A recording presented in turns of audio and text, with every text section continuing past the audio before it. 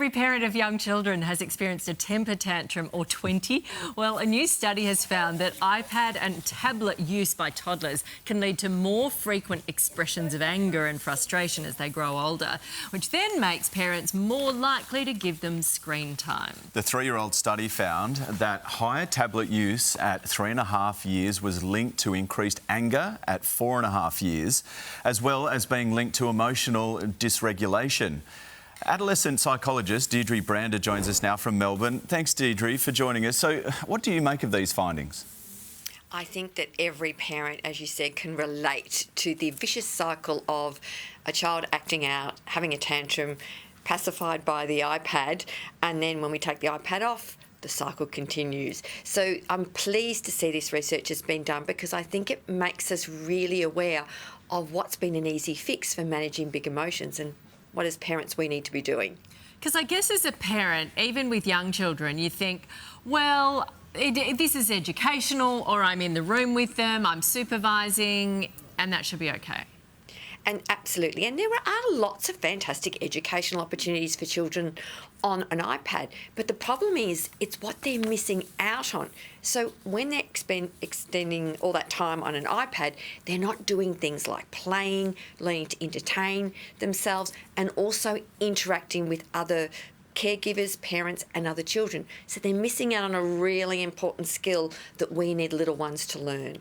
So why the frustration? Why the anger? What's leading to that?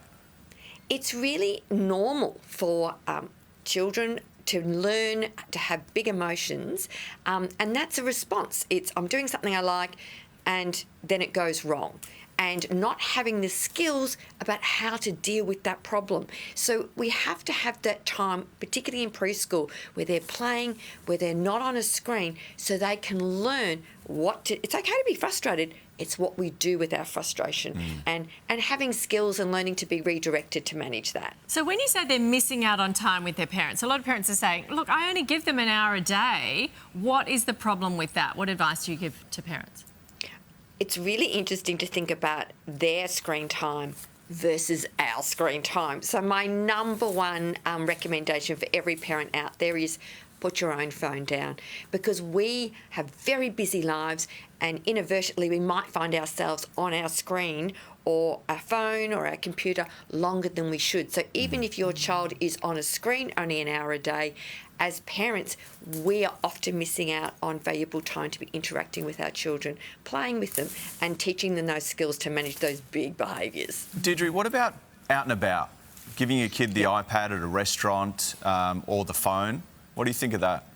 I, as a psychologist, am very concerned about the opportunities that children are missing out on because they've got a screen in front of them all the time. And I see it at sporting events. So people say, I'm taking my child to the football, and we get to the football and they're sitting there on an iPad. So they're missing out on the opportunity to engage with what's happening around them. And that's how children learn, by watching the world and us modelling that. But in saying that, super practical, there are absolutely times that we need to factor in something that's going to occupy our child for short spaces in time, not the entire dinner or the entire sporting event. Yeah, fair enough. It's hard, isn't it? Because we grew up with our parents saying, go outside and play, and they didn't care if we were bored.